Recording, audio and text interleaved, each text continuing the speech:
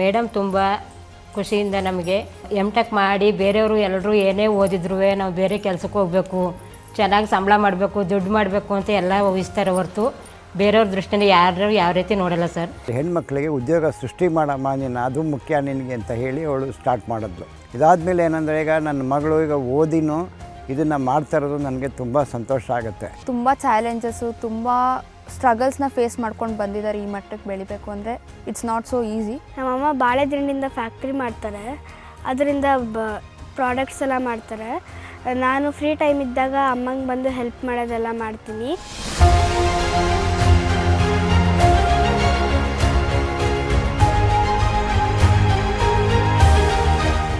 ಮತ್ತು ಇವ್ರು ಬಂದಮೇಲೆ ಸ್ವಲ್ಪ ಲೈನ್ ಆಯಿತು, ಅಕ್ಕಪಕ್ಕದ ಬಾವಿಯವ್ರಿಗೂ ಸ್ವಲ್ಪ ಅನುಕೂಲ ಆಯಿತು, ಬೇಕಾದಷ್ಟು ಜನಕ್ಕೆ ಹೆಣ್ಮಕ್ಳಿಗೆ ಮತ್ತು ಇವ್ರಿಗೆಲ್ಲರಿಗೂ ಭಾಳ ಅನುಕೂಲ ಆಯಿತು.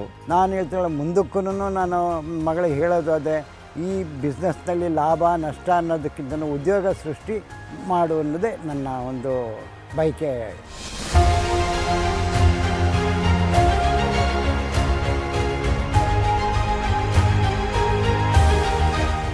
ಖುಷಿನೂ ಆಗುತ್ತೆ, ಆ ಸ್ಟ್ರಗಲ್ ಪಟ್ಟರಲ್ಲ, ಅವ್ರು ಪಟ್ಟಿರೋ ಚಾಲೆಂಜಸ್ನೆಲ್ಲ ನೆನೆಸ್ಕೊಂಡ್ರೆ ನನಗೆ ಈಗ ಭಯನೂ ಆಗುತ್ತೆ, ಒಂದು ಕಡೆ ಖುಷಿನೂ ಆಗುತ್ತೆ. ಅದೆಲ್ಲ ಪಟ್ಟಿರೋದಕ್ಕೆ ಅವ್ರು ಈ ಸ್ಥಾನದಲ್ಲಿ ಬಂದು ನಿಂತಿದ್ದಾರೆ. ಒಂದು 10 ಜನ ಮಹಿಳೆಯರಿಗೆ ಕೆಲಸ ಕೊಟ್ಟು ನಮ್ಮನ್ನು ಜೀವನ ರೂಪಿಸಿದ್ದಾರೆ. ಅವರಿಗೆ ನಾವು ತುಂಬಾ ಕೃತಜ್ಞತೆ ಹೇಳಬೇಕು.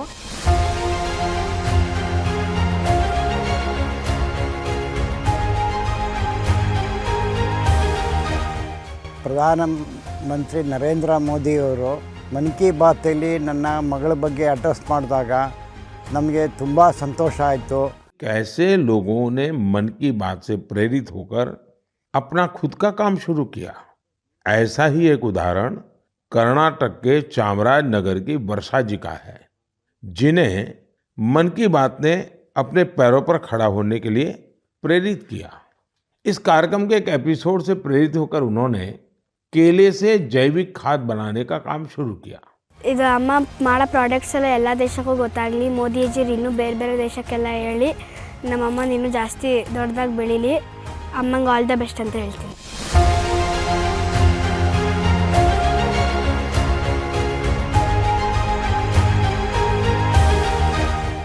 ಒಬ್ರು ಹೆಣ್ಮಕ್ಳಾಗಿ ಇಷ್ಟು ಮುಂದುವರೆದು ಕೆಲಸ ಮಾಡೋರ ಬೇರೆ ಜೆಂಟ್ಸೇ ಮಾಡೋಕ್ಕಾಯ್ತಾ ಇಲ್ಲ, ಅಷ್ಟು ಕೆಲಸ ಮಾಡಿದ್ದಾರೆ. ಇನ್ನೂ ಹೆಚ್ಚಿಗೆ ಅಭಿವೃದ್ಧಿಯಾಗಿ ಚೆನ್ನಾಗಿ ನಡೆಸಲಿ ಅಂತಲೇ ನಮ್ಮ ಆಸೆ. ಈ ಥರ ಒಂದು ಸಾಧನೆ ಮಾಡಿ ಈ ಮಟ್ಟಕ್ಕೆ ಬಂದು ನಿಂತಿದ್ದಾರೆ ಅಂತ ಅಂದಾಗ ನಮಗೆಲ್ಲ ಅದೊಂಥರ ಇನ್ಸ್ಪಿರೇಷನ್ನು. ನಾವು ಅದನ್ನ ನೋಡಿ ಕಲ್ತ್ಕೊಳ್ಳೋದು ತುಂಬ ಇದೆ. ಅವರು ಮಹಿಳೆ ಎಮ್.ಕಾಮ್ ಮಾಡಿ ಈ ಥರ ಯಾವ ಸೇವೆಗೆ ಬಂದಿದ್ದು ಈಗ ಮಾಡ್ತಾ ಇರಲ್ಲ, ಫ್ಯಾಕ್ಟ್ರಿ ಸಂಬಳಕ್ಕೆ ಹೋಗೋದೇ ಮಾಡ್ತಾ ಇದ್ದಾರಲ್ಲ ಅಲ್ಲಿ, ಅದಕ್ಕೋಸ್ಕರ ಭಾರಿ ಸಂತೋಷ ಆಗ್ತದೆ ನನಗೆ. ಇನ್ನು ಮುಂದೆ ಮಗಳಿಗೆ ಏನು ಮಗಳು ಈಗ ಇದನ್ನು ಮಾಡ್ತಾ ಇದ್ದಾಳೆ, ಇದನ್ನು ಎಕ್ಸ್ಟೆಂಡ್ ಮಾಡಿ ಈಗ ಇನ್ನೂ ತುಂಬ ಹೆಣ್ಮಕ್ಳುಗಳಿಗೆ ಉದ್ಯೋಗ ಕೊಡಬೇಕು ಅಂತ ಅನ್ನೋ ಒಂದು ಕಾನ್ಸೆಪ್ಟ್ ಇದೆ. ಎಲ್ಲಿ ಶಕ್ತಿಯಾಗಿರೋ ತನಕ ಏನು ಸಪೋರ್ಟ್ ಮಾಡಬೇಕು ಎಲ್ಲನೂ ನಾವು ಅವಳಿಗೆ ಮಾಡಿಕೊಡ್ತಾ ಇದ್ವಿ. ತುಂಬಾ ಇಷ್ಟೊಂದು ಮೆಟೀರಿಯಲ್ಸ್ಗಳೆಲ್ಲ ತಂದು ನಮಗೆ ಬಾಳೆನಾರಿಂದ ಎಲ್ಲನೂ ಮಾಡ್ಕೊಡೋಕ್ಕೆ ನಮಗೆ ಅವಕಾಶ ಮಾಡಿಕೊಟ್ಟಿದ್ದಾರೆ. ಅದನ್ನು ನೋಡಿ ನಮಗೆ ತುಂಬ ಖುಷಿಯಾಗಿದೆ. All the best madam.